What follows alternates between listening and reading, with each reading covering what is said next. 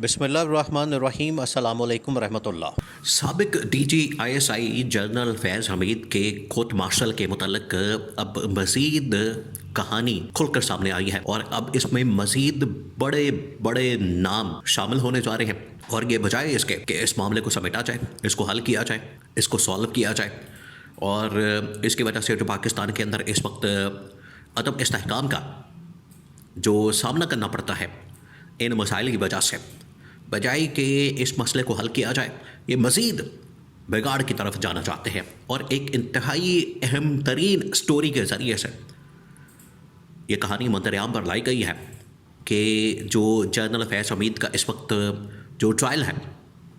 उनका जो court martial है, अब उसके अंदर ताकतवर जर्नलों के साथ साथ ताकतवर वज़ीर आज़म, ताकतवर जजेस, ताकतवर ब्यूरोक्रेट्स वो भी रडार पर आ गए हैं और उनका भी एहतसाब हो सकता है। अब ये सब कैसे होगा? सबसे बड़ा सवाल ये है, पाकिस्तान के अंदर ये इतने बड़े बड़े पुरजों को हाथ डालना ये पाकिस्तान में कोई आसान बात नहीं है, लेकिन ये सब कुछ होगा कैसे और ये मामला इतना क्यों खोला क्या है और इसके अंदर ये क्या कहानी बयान की जा रही है, बड़ी ही अहम तरीन डेवलपमेंट हुई है। सबसे पहले तो आपने सीन को समझना है, और वो प्रेस रिलीज़ जो कि ISPR की जानिब से जारी की गई चंद दिन पहले, उसके अंदर जनरल फैज़ हमीद को बाकायदा तौर पर कोर्ट मार्शल के ज़रिए से मुजरिम करार देकर 14 साल की सज़ा सुना दी गई। और उसके बाद एक प्रेस रिलीज़ जारी की जाती है जिसके अंदर 3-4 पॉइंट्स बयान किए जाते हैं कि इन्होंने सरकारी वसाइल का, सरकारी दफ्तर का, ऑफिस का, अपने जो भी उनके पास ताकत थी उनका गलत इस्तेमाल किया, जिसकी वजह से उन्हें मुजरिम करार देकर 14 साल की सज़ा सुना दी गई। यहाँ तक तो बात ठीक है, चले, आपको भी समझ आती है, पूरी कौम को समझ आती है कि ठीक है उन्होंने गलत इस्तेमाल किया जिसकी वजह से उनको सज़ा सुना दी गई। और ये भी आपको पता है कि उनके ऊपर केस बना था टॉप सिटी का, तो ये टॉप सिटी का केस और उसके बाद इनको सज़ा सुना दी गई। यहाँ तक तो बात ठीक है, लेकिन उसके बाद प्रेस रिलीज़ के अंदर एक बड़ा ही अहम तरीन जुमला शामिल किया जाता है, और जुमला यह शामिल किया जाता है कि जनरल फैज़ हमीद की जो सियासी सरगर्मियाँ हैं उनके मतलब भी तहकीकात की जा रही हैं और इसके ऊपर भी तहकीकात करके फ़ैसला सुनाया जाएगा। अब ये वाली जो लाइन लिख के छोड़ दी जाती है, उसके ऊपर फिर बाद में बाकायदा तौर पर अफवाहों का या हर बंदे के जानिब से अपना बयानिया बनाने का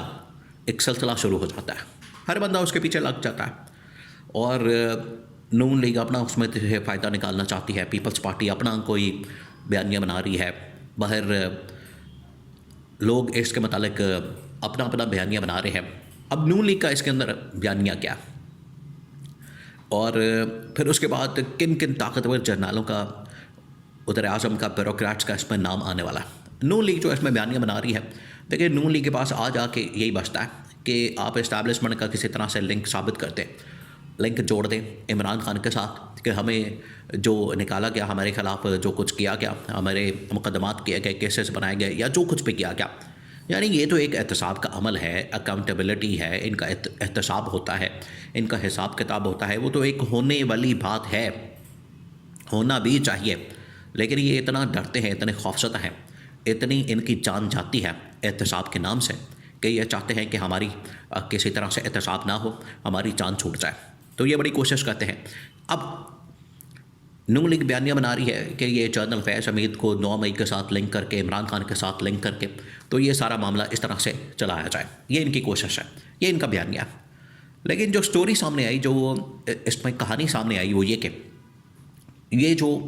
जनरल फैज़ हमीद का ट्रायल है, कोर्ट मार्शल है, इस सिलसिले में अब मज़ीद तकरीबन कोई 3 से 6 टॉप लेवल के जर्नलों के नाम, उसके बाद 3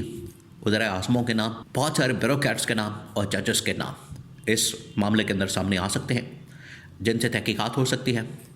या जिन्हें बुलाया जा सकता है, जिन्हें इन्वेस्टिगेट किया जा सकता है,